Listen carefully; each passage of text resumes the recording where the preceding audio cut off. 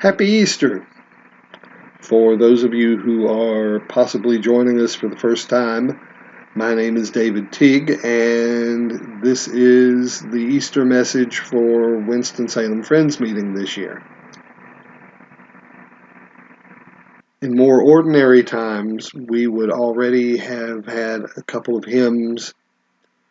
We would have prayed over the people on our prayer list, making particular mention of the victims of this terrible illness, which has everything thrown into confusion.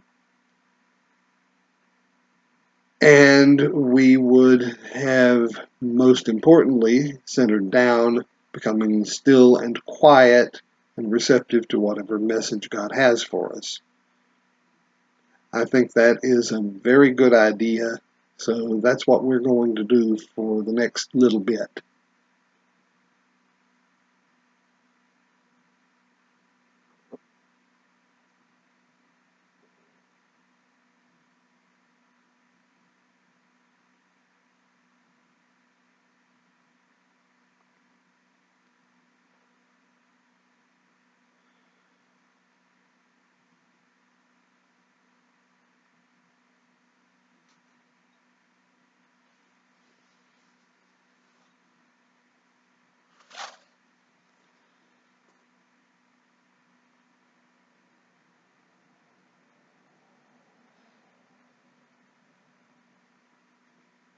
Now the green blade riseth from the buried grain, wheat that in dark earth many days has lain.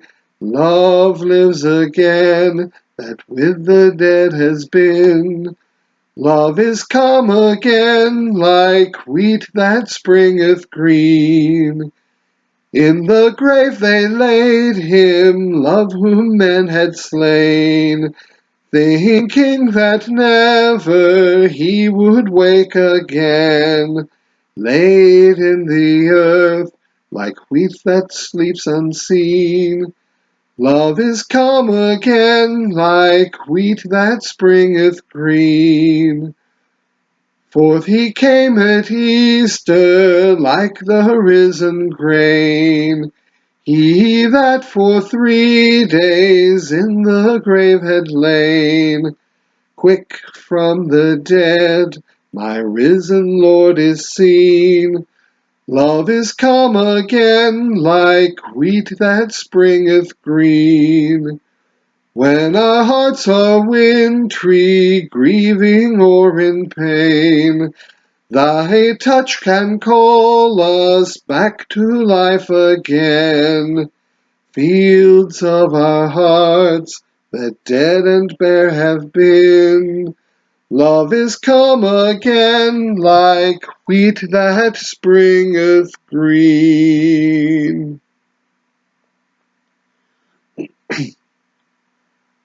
I want us to pay particular attention to that last verse. When our hearts are wintry, grieving, or in pain, thy touch can call us back to life again. Fields of our hearts that dead and bare have been, love is come again like wheat that springeth green.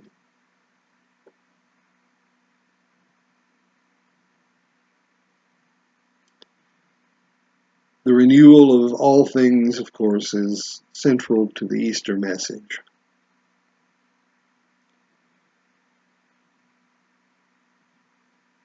Nature bursts forth in an abundance of green and, in our case, of pollen. The weather changes and our mood changes.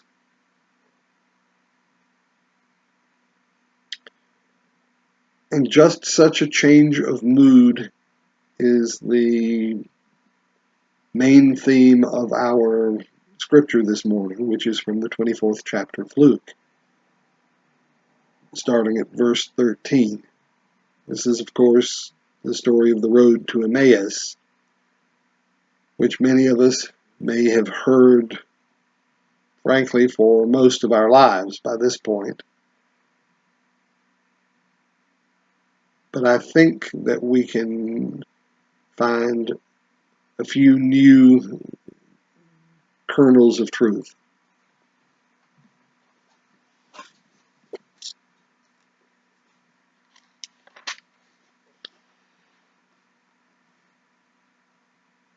That very day, two of them were going to a village named Emmaus, about 7 miles from Jerusalem, and talking with each other about all these things that had happened. While they were talking and discussing together, Jesus himself drew near and went with them, but their eyes were kept from recognizing him.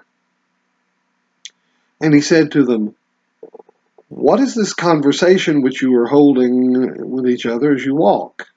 And they stood still, looking sad.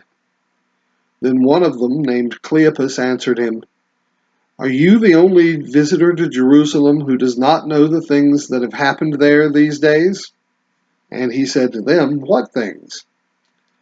They said to him, "Concerning Jesus of Nazareth, who is a prophet mighty in word and deed before God and all the people, and how our chief priests and rulers delivered him up to be condemned to death and crucified him. But we had hoped that he was the one to redeem Israel. Yes, and besides all this, it is now the 3rd day since this happened. Moreover, some women of our company amazed us. They were at the tomb early in the morning and did not find his body. And they came back saying that they had even seen a vision of angels who said that he was alive. Some of those who were with us went to the tomb and found it just as the women had said, but him they did not see." And he said to them, "How foolish you are, and slow of heart to believe all that the prophets have spoken. Was it not necessary that the Messiah should suffer these things and enter into his glory?" And beginning with Moses and all the prophets, he interpreted to them in all the scriptures the things concerning himself. So they drew near to the village where they were going. He appeared to be going further, but they constrained him, saying, "Stay with us, for it is toward evening, and the day is now far spent." So he went in to stay with them. When he was at table with them, he took the bread and blessed and broke it and gave it to them. And their eyes were opened, and they recognized him, and he vanished out of their sight. They said to each other, "Did not our hearts burn within us while he talked with us on the road, while he opened to us the scriptures?" And they rose that same hour and returned to Jerusalem. And they found the 11 gathered together, and those who were with them, who said, "The Lord has risen indeed, and has appeared to Simon." Then they told what had happened on the road, and how he was known to them in the breaking of the bread. And of course, at this point, Jesus himself reappears to the assembled company, the 11 surviving disciples and the 2 companions that he had been with on the road to Emmaus.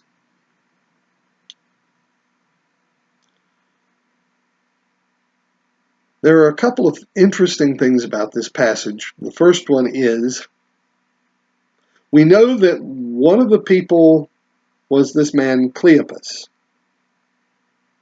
who may or may not have been one of Jesus' own relatives. Some traditions make him Joseph's brother.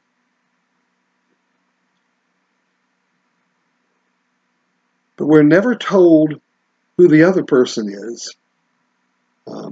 Some translations, including the old Revised Standard Version, which is most of what I read to you, and the New American Standard Version will translate verse 25 as starting, "O foolish men." And the reason for that is that the Greek word rendered as foolish is, of course, plural, and it's also a masculine word. So one could make the argument that 2 men are being talked about. But this is probably a case of over-translation. the words for house and door in most European, Indo-European languages are feminine. But does that mean that houses and doors are female? There's also an old grammatical principle that has been referred to as the male embraces the female. So in English, we used to talk more than we do now in these more enlightened times about mankind, whereas a lot of people nowadays would say humankind, because mankind was never meant to include only men. It was all people. So the Greek doesn't tell us who the other person was. And most of the messages I have heard on this particular passage overlook the perfectly obvious solution, which is, what if it was Cleopas's wife? What would be more natural than a couple going home, just outside Jerusalem, about 7 miles, it says,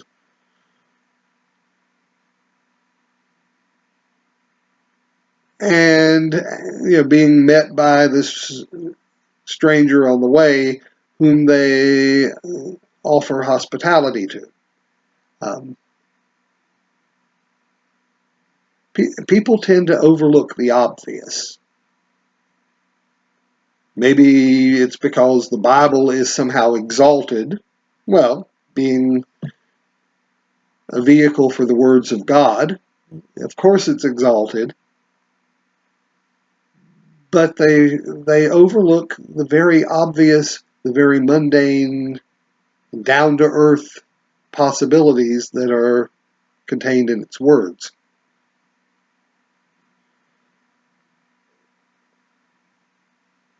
So picture, if you will, Cleopas and his wife, who have been followers of Jesus,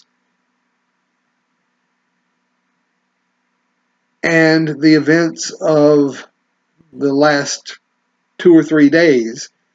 They had, Cleopas says that they had hoped that he was going to be the one to redeem Israel. He was going to deliver Israel from the Romans most immediately. But of course, now he was dead. I mean, they may even have seen him die on the cross as part of the crowd.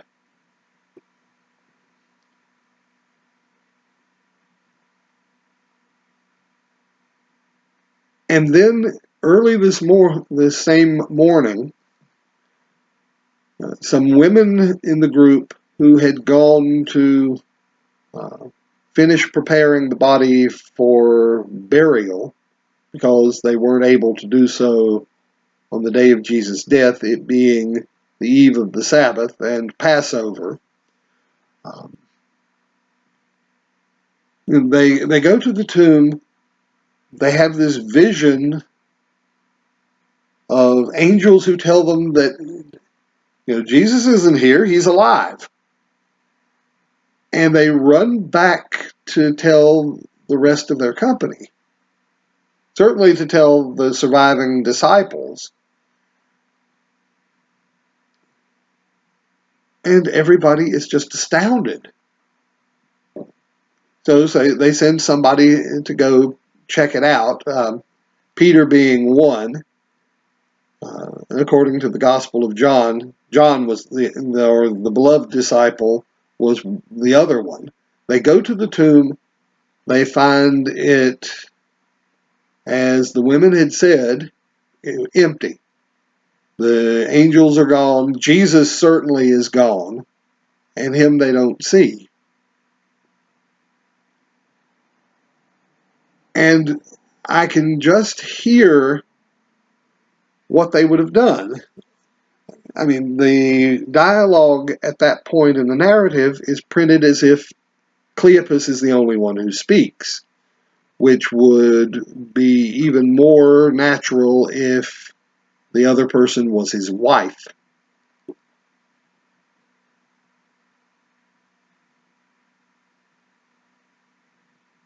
But the actor in me, possibly, hears two people, and they are breaking in on each other because they are so excited about this news. They don't know what it means, but they're so excited. I mean, I can just hear the second person, if it was Cleopas's wife, breaking in at verse 22 and telling about the women.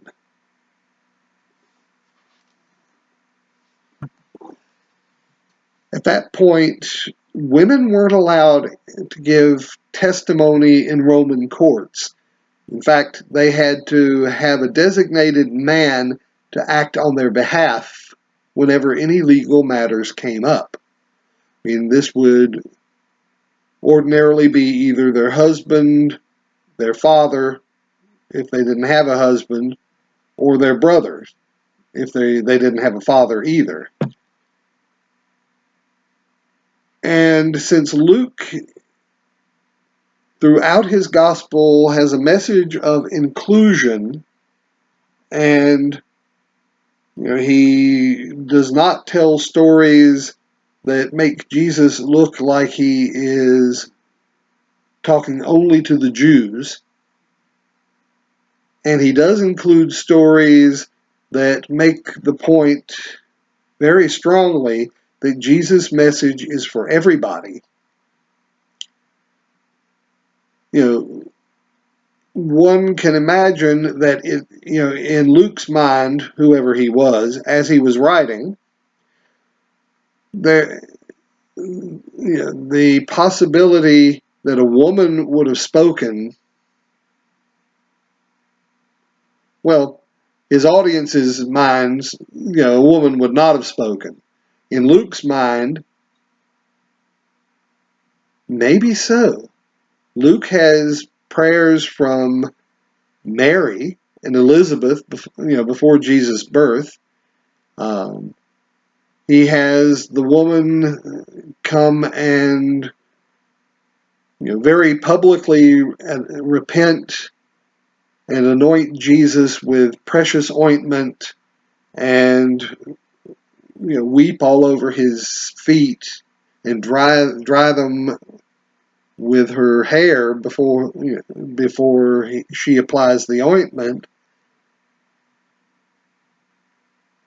So with Luke, I can't discount the possibility that maybe the second person was Cleophas's wife, and that she tells part of the story herself, the part that is most relevant to her own experience. And Jesus, of course, chides them a little bit for their foolishness and their slowness to believe what the prophets had said. And then they invite him in to stay with them, because hospitality then, even more so than now, was a very key virtue. In fact, there's a passage in Ezekiel that says that the reason Sodom and Gomorrah were destroyed, well, Sodom in particular was destroyed, was because they didn't show hospitality to their visitors, who just happened to be the angels who had come to check on the place. So they offer hospitality to this stranger, and he gives the blessing over the bread before they start to eat, and then he breaks the bread. Now here is another point at which people regularly overlook the very ordinary explanation. Why did Jesus break the bread? Was it because he was fulfilling his own words from the Thursday night before when, at the Last Supper he broke bread and told them that it was his body? Or was it the simple fact that it was still the middle of Passover? The only bread they had in the place would have been matzah. If you've ever had matzah, think cracker. Think saltine cracker without the salt. Very crisp. Breaking is about all you can do to it.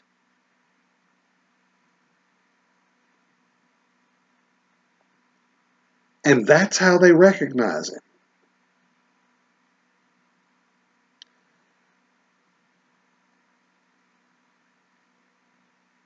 And the instant they do recognize him, he vanishes, and they realize, let's go back to Jerusalem and tell everybody, because the disciples will want to know. So that very hour, they leave the house and walk the 7 miles back to Jerusalem. And when they get to the disciples, they are met with, "The Lord is risen indeed and has appeared to Simon." Luke doesn't give us anything about this particular appearance of Jesus to Peter. Paul mentions an appearance to Peter by himself in 1 Corinthians 15. And then Jesus himself turns up.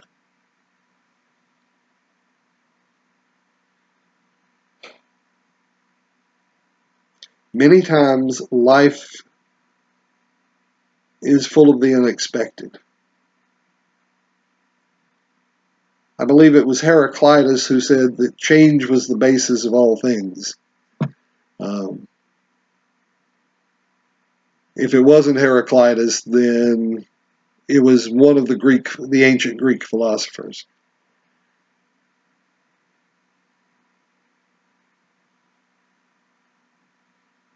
And if anything can be said about the current moment, we are in the midst of change. It was unexpected to a certain extent.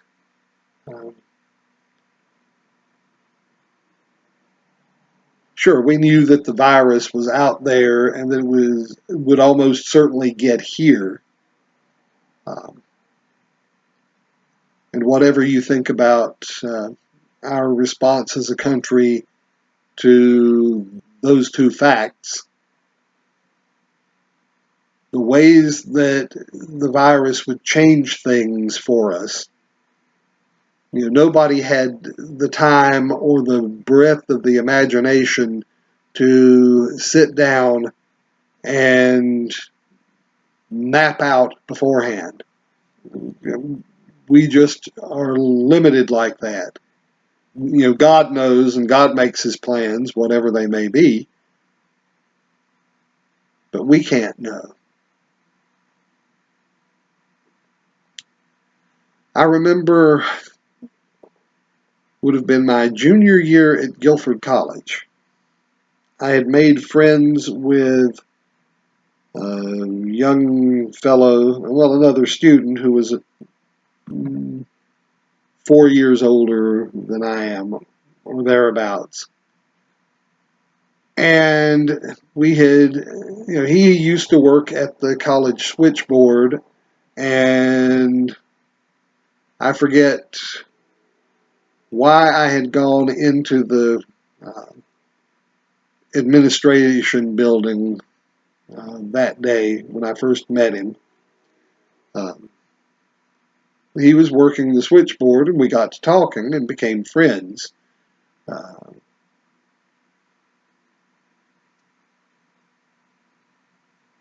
And we became very good friends. In fact, I was going to be his best man at his wedding. Except that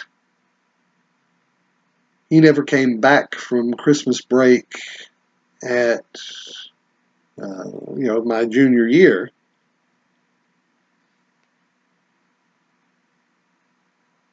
And I found out later that he was very ill and he died suddenly.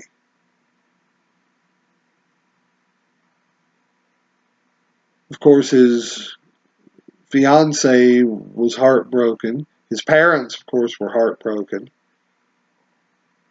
They endowed a scholarship in his name, but like any good parents, they would much rather have had their living son.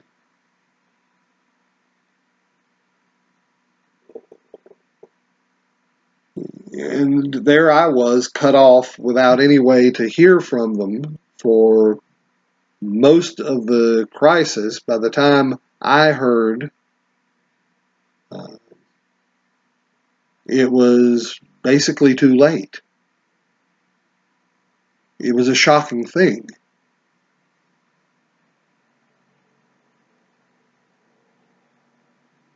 Many people in our country and around the world are in a similar state at this moment.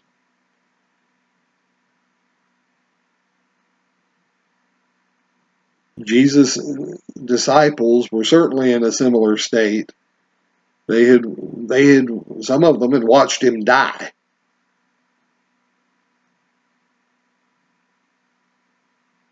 They may have helped with taking his body down from the cross and doing what they could to get it ready for burial.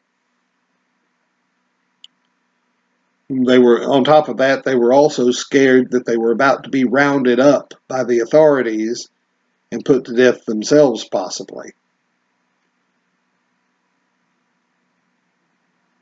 The followers of a person executed for sedition don't generally have a bright outlook for their future.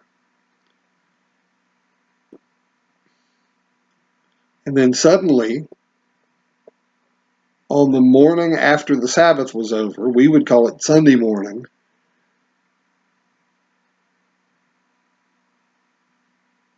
Mary Magdalene and some of the other women suddenly burst in on the disciples who were still in hiding and tell them that they've seen angels and that the angels say that Jesus is alive and certainly his body wasn't in the tomb.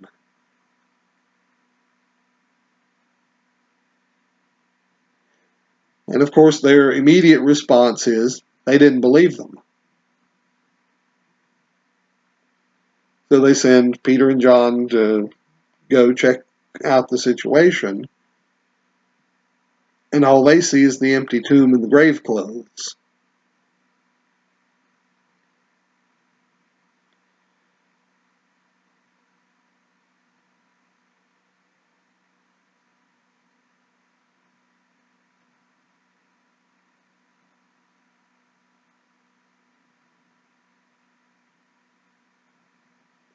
Another situation, when I was in England in 1985, things weren't going exactly the best for me here back in North Carolina. And in fact, I looked into whether it might be possible to stay over there. If I had, I would have missed out on knowing all of you wonderful people. I would have missed knowing some of the best friends I've ever had.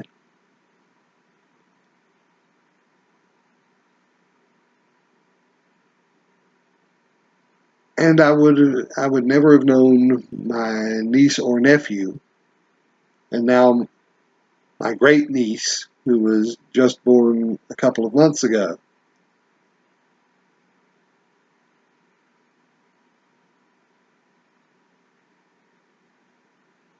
And what is even more,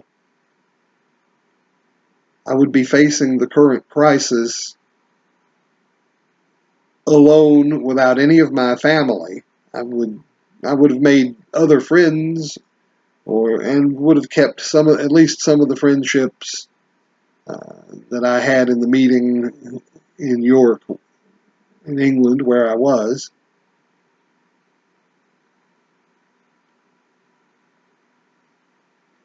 But my life would have been utterly different.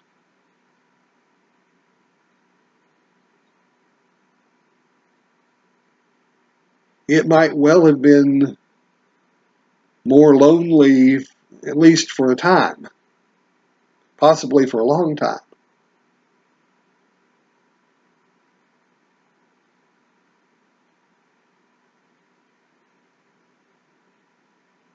And yes, I know that sometimes I will joke and say, well, that shows how much I know. But that's the truth. We don't know. Life still has wonderful possibilities out there. God still has wonderful possibilities for us, and God has work for us to do.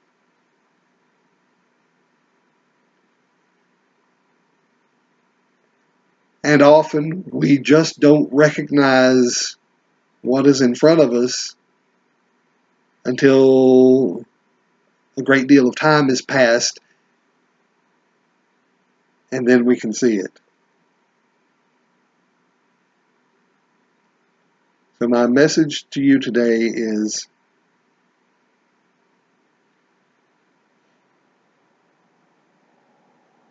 keep your eyes open. Be ready to be surprised by life. Or, like C.S. Lewis, surprised by joy.